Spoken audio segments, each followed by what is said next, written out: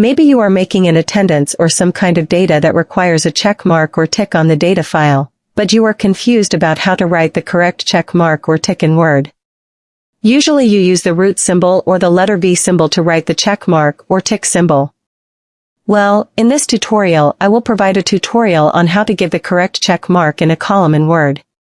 First, place the cursor in the place where we will give a check mark, then go to the Insert menu, then select Symbol and select More Symbols.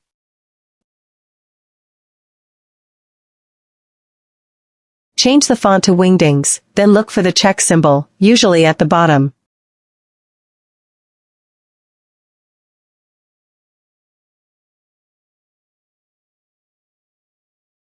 Then you click the check mark and click Insert.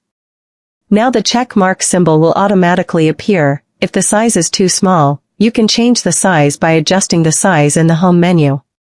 For other parts that you want to give a check mark or tick, you can directly copy the old symbol and paste it into another part of the part you want to check.